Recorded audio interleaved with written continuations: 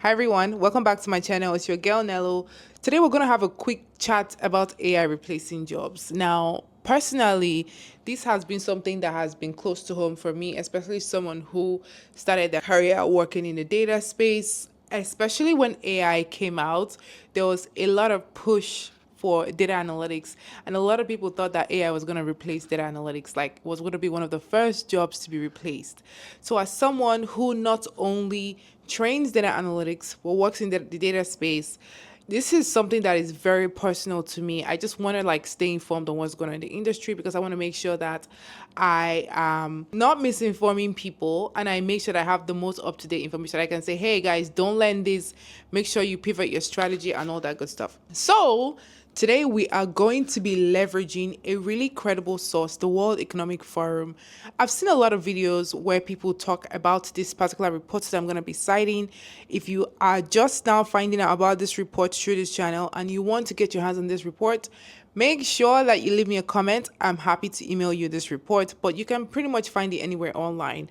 Now, according to this report, the report from the World Economic Forum, AI and robotics will displace 85 million jobs by 2025. And this is already 2025, guys. So I imagine that we're going to see more layoffs, more people lose their jobs, more people's jobs get extinct in 2025. However, the report also goes on to say that 95 million new roles will be created. Not only are 85 million jobs going to be lost, 97 million jobs, which is way more than 85 million, will be created. And these jobs will be created in areas like AI development, data science, human AI collaboration. So anything regarding data science, anything regarding AI development, anything regarding AI, human AI collaboration, as those redundant jobs are getting replaced by AI, other jobs are being created around human AI collaboration,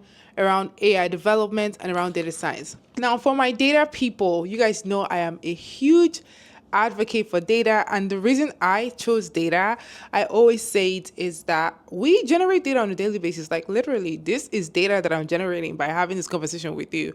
So AI thrives on data. Like, what are we using to train these large language models? How are we training these robots? We're doing it with data, right? And so I knew when I chose my career and I chose to work in the data space that data is definitely like a really great career path and just something that will not go away like immediately. I wouldn't say that data analytics cannot be replaced. I do, however, think that there's still a lot of opportunities when it comes to analytics. And the reason I say this is because even with a lot of the technology advancement, it takes time. I imagine that change is not a straight line, right?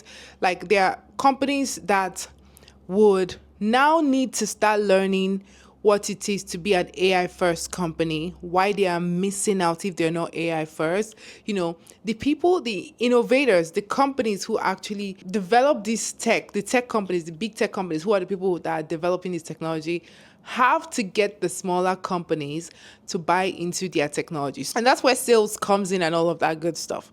So there's still is not like something that just happens overnight where it's like, oh, AI is going to replace your job immediately. But it is definitely a good conversation for us to start having in the community and just saying, hey, how can we stay afloat? How can we ensure that we don't sink in this AI era? How can we ensure that, we're fine in this era of AI?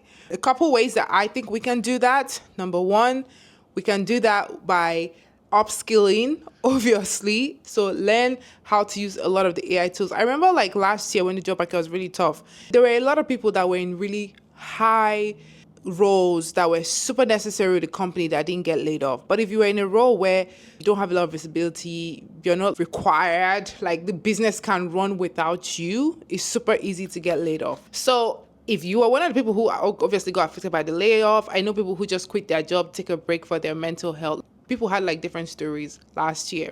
It is time to start upskilling, to start having the conversations around AI development, to start looking at data roles. Data engineering is still really good right now. Data warehousing is super, super superb because let me tell you, those AI models, they are being built on data, and each company needs to actually store its data in a data warehouse. Learning about facts and dimension tables, learning about writing advanced SQLs, learning about using data build tool, DBT. These are like all crucial skills that if you want to be an engineer, obviously not a salesperson, an engineer, these are skill set that I would recommend. These are skill set that I use when I worked in data engineering. So that's it about AI replacing jobs.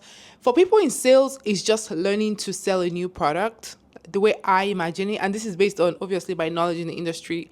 I imagine that if you already are selling software, you just need to now start selling AI software. Like it's just a shift that would happen. So they may not really need to do too much upskilling outside of maybe getting certifications and understanding the product so that they can sell it properly to the whoever the client is.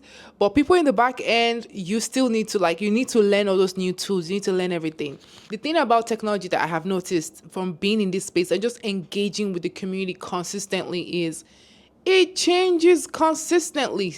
And that's why the pay is high, because you need to be on your foot consistently. They're not paying you to chill. They're paying you to actually get out there and hustle, right? So if you know that you cannot manage that change, that consistent change, you're just not going to survive in this industry. With regards to AI replacing jobs, we can already see it would replace millions of jobs. And I can send you the report, or I put screenshots of the report.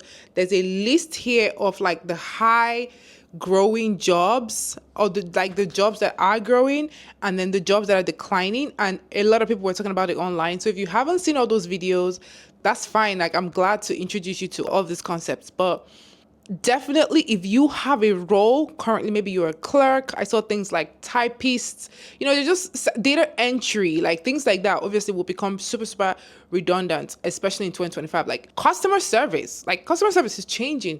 If they need 20 people for customer service, I imagine that now they would need 5. AI can literally communicate with a robot and cut down the time in half that you will use to do some of the work. So with that being said, if you want access to this report, make sure that you go ahead and leave me a comment in the comment section. I'm happy to send it to you.